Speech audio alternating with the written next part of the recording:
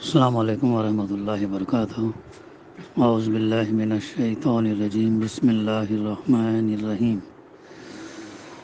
هو الذی بعث فی الامیین رسولا منہم یتلو علیہم آیاتہ ویزکیہم ویعلمہم الکتاب والحکمہ وإن كانوا من قبل لفی ضلال مبین۔ صدق اللہ العلی العظیم۔ رب اشرح لی صدری ویسر لی امری واحلل عقدۃ من لسانی یفقہوا قولی رب زدنی علما۔ وہی ہے جس نے امیوں کے اندر ایک رسول خود انہی میں سے اٹھایا جو انہیں اس کی آیات سناتا ہے، ان کی زندگی سنوارتا ہے اور ان کو کتاب اور حکمت کی تعلیم دیتا ہے، حالانکہ اس سے پہلے وہ کھلی گمراہی میں پڑے ہوئے تھے۔ سورہ الجمعہ کی آیت نمبر 2 ہے۔ اس کی سلسلہ تفسیر الحمدللہ جاری ہے۔ بات آئی تھی گزشتہ ہمارے سامنے، یہ جو آیت ہے قرآن مجید میں 4 مقامات پر بیان کی گئی اور ہر جگہ اس کے بیان کرنے کی غرض جو اس کا مقصد مختلف ہے۔ ایک سورہ البقرہ آیت نمبر 129 میں، دوسری وہی سورہ البقرہ آیت نمبر 151 میں، اور اس کے بعد جو ہے پھر سورہ آل عمران آیت نمبر 164 میں، اور پھر اس کے بعد جو ہے چوتھی مرتبہ اس صورت میں اللہ سبحانہ وتعالیٰ نے اسے دہرایا ہے، جس کا مقصود یہاں پر یہ ہے کہ یہودیوں کو یہ بتانا ہے کہ محمد صلی اللہ علیہ وسلم تمہاری آنکھوں کے سامنے جو کام کر رہے ہیں وہ صریحاً ایک رسول کا کام ہے۔ وہ اللہ کی آیات سنا رہے ہیں جن کی زبان، مضامین، انداز بیان، ہر چیز اس بات کی شہادت دیتی ہے کہ فی الواقع وہ اللہ کی آیات ہیں۔ وہ لوگوں کی زندگیاں سنوار رہے ہیں، ان کے اخلاق اور عادات اور معاملات کو ہر طرح کی گندگیوں سے پاک کر رہے ہیں اور ان کو اعلیٰ درجے کی اخلاقی فضائل سے آراستہ کر رہے ہیں۔ یہ وہی کام ہے جو اس سے پہلے تمام انبیاء کرتے رہے ہیں۔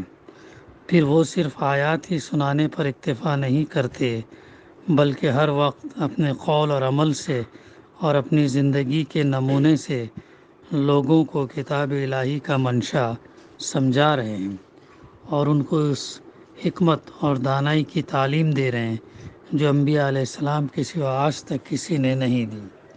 یہی سیرت اور کردار اور کام ہی تو انبیاء کا وہ نمایاں وصف ہے، کوالٹی ہے جس سے وہ پہچانے جاتے ہیں۔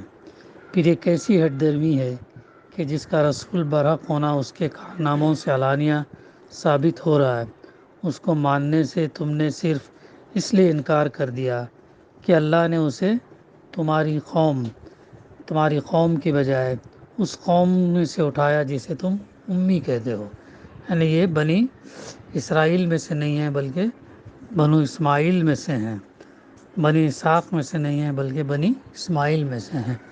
تو یہ اسی لیے تم جو ہے حالانکہ تم اللہ کے رسول کو ایسے جانتے ہو جیسے تم اپنی اولاد کو پہچانتے ہو، تو اس کے باوجود بھی تمہارا یہ انکار جو ہے تمہارے لیے بہت بھاری پڑے گا۔ یہ وہ طرز تھا یہودیوں کا، وہ جانتے تھے، مانتے تھے کہ یہ جو ہے وہی رسول ہیں جن کا تذکرہ ان کے تورات میں جو ہے کیا گیا ہے، لیکن اس کے باوجود چونکہ ان کی قوم سے نہیں ہے، بنی اسرائیل سے نہیں ہے، اس لیے یہ ماننے سے انکار کرتے تھے۔ تو یہ ہے یہ جو بات یہ ہے یہاں پر بتائی جا رہی، حالانکہ اس سے پہلے وہ کھلی گمراہی میں پڑے ہوئے تھے۔ یعنی یہ اللہ کے رسول صلی اللہ علیہ وسلم کی رسالت کا ایک اور ثبوت ہے، تفسیر ہے، جو یہودیوں کی آنکھیں کھولنے کے لیے پیش کیا گیا ہے۔ یہ لوگ صدیوں سے عرب کی سرزمین میں آباد تھے اور اہل عرب کی مذہبی، اخلاقی، معاشرتی اور تمدنی زندگی کا کوئی گوشہ ان سے چھپا ہوا نہ تھا۔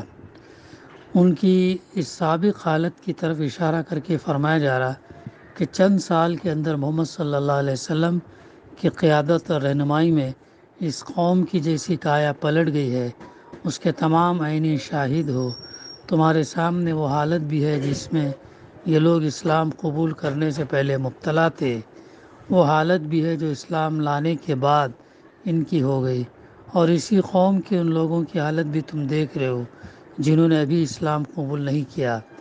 کیا یہ کھلا کھلا فرق جسے ایک اندھا بھی یہ دیکھ سکتا تمہیں یقین دلانے کے لیے کافی نہیں ہے کہ ایک نبی کے سوا کسی کا کارنامہ نہیں ہو سکتا، بلکہ اس کے سامنے تو پچھلے انبیاء تک کے کارنامے ماند پڑ گئے ہیں۔ یہ ہے اس آیت کی تفسیر کی ضمن میں باتیں ہمارے سامنے آتی ہیں۔ پھر آگے فرمایا جا رہا وَآخَرِينَ مِنْهُمْ لَمَّا يَلْحَقُوا بِهِمْ وَهُوَ الْعَزِيزُ الْحَكِيمُ، اور اس رسول کی بعثت ان دوسرے لوگوں کے لیے بھی ہے جو ابھی ان سے نہیں ملے، یعنی محمد صلی اللہ علیہ وسلم کی رسالت صرف عرب قوم تک محدود نہیں، بلکہ دنیا بھر کی ان دوسری قوموں اور نسلوں کے لیے بھی ہے جو ابھی آ کر اہل ایمان میں شامل نہیں ہوئے مگر آگے قیامت تک آنے والی ہیں۔ اصل الفاظ ہیں وآخرین منہم لما یلحقوا بہم، دوسرے لوگ ان میں سے جو ابھی ان سے نہیں ملے ہیں۔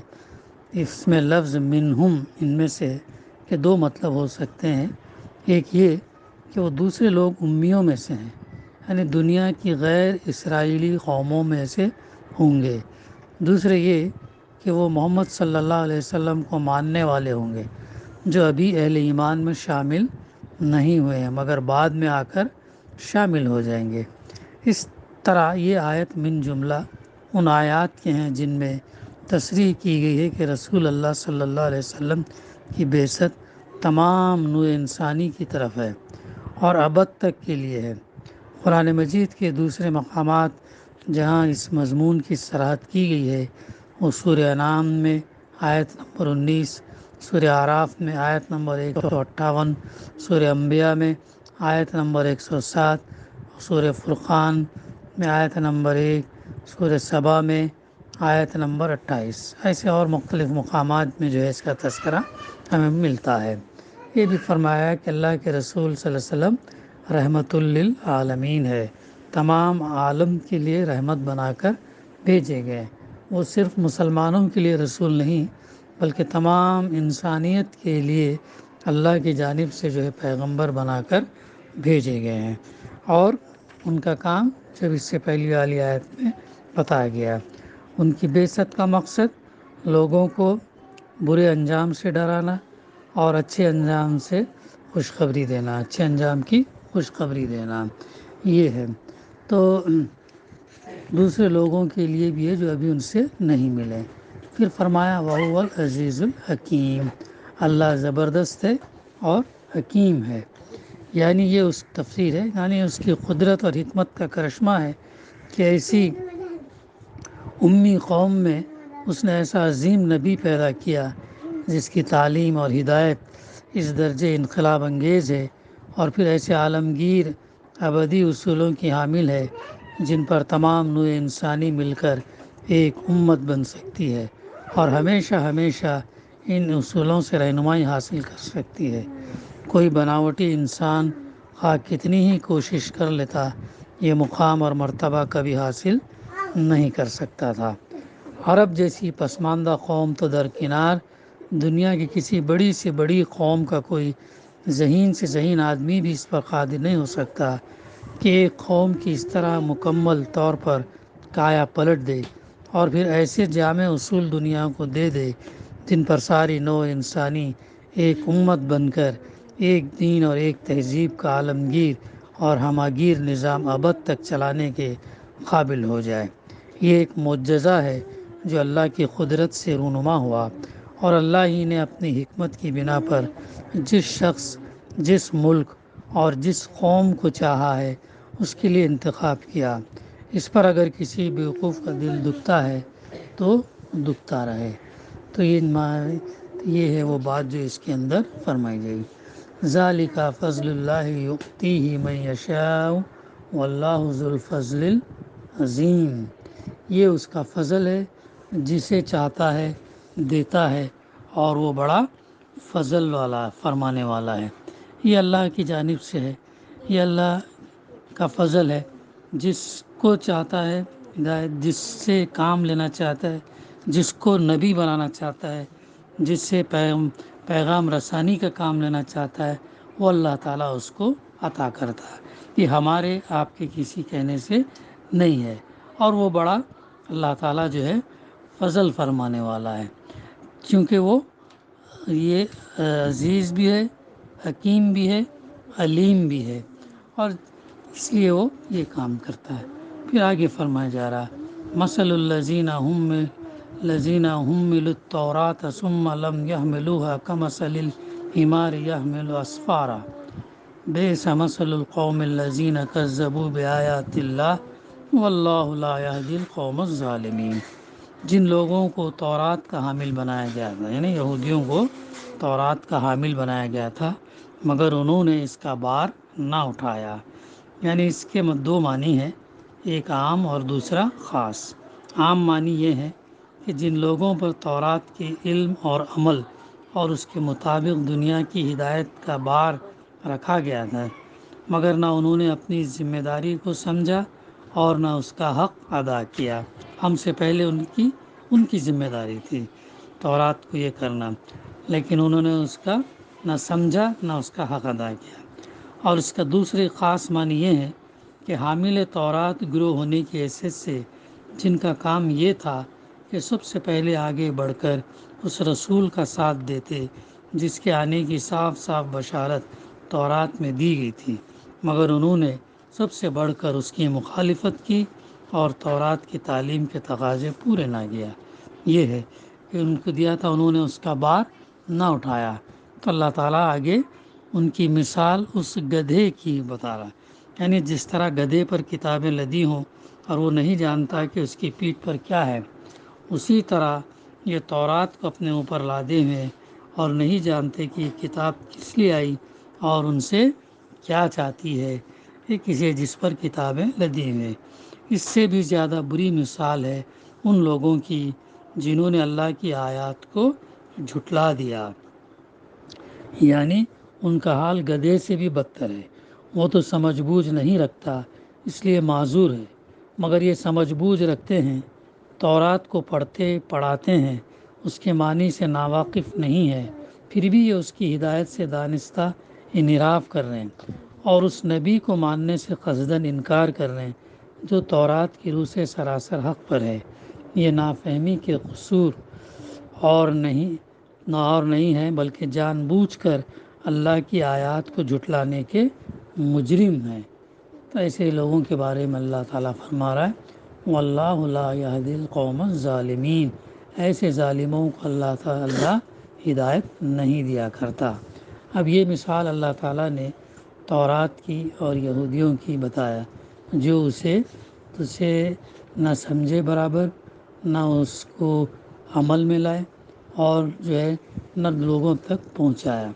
اگر یہی معاملہ امت مسلمہ قرآن مجید سے اگر کرے تو کیا یہ مثال ہم پر بھی چسپاں نہیں ہوگی؟ کہ جن ہمیں حامل بنایا گیا قرآن مجید کا، کہ ہم اس پر ایمان لائیں، اس کو پڑھیں، اس کو سمجھیں، اس پر عمل کریں اور اس پیغام کو پہنچائیں۔ قرآن مجید پڑھنے سے ہم اپنی زندگی میں اس کے احکامات کو نافذ کرتے ہیں، ہمارے سماج کے اندر دین اسلام کا نفاذ کر سکتے ہیں۔ اگر ہم ان تعلیمات کو نہ پڑھیں اور اگر ہم تعلیمات کو عام نہ کریں، ان تعلیمات کو ہم پہنچائیں نہیں، ان تعلیمات کا اگر ہم نفاذ نہ کریں، تو پھر کیا یہ مثال جو اللہ تعالیٰ نے یہودیوں کو دی ہے، کیا وہ مثال ہم پر چسپاں نہیں ہوتی؟ ایک سوالیہ نشان ہے جو ہمیں غور کرنا چاہیے۔ اتنی بری مثال ہے جو اللہ تعالیٰ نے ان کے لیے دی، ایسا نہ ہو کہ یہ ہمارے ساتھ بھی ہو۔ یہ دعا ہے کہ اللہ سبحانہ و تعالیٰ ہمیں اس قرآن مجید کو پڑھنے، سمجھنے، عمل کرنے، پہنچانے کی توفیق عطا فرمائے۔ ربنا تقبل منا انک انت السمیع العلیم وتب علینا انک انت التواب الرحیم۔ صلی اللہ تعالیٰ علی خیر خلقہ وعلی آلہ اصحابہ اجمعین۔ الحمد للہ رب العالمین۔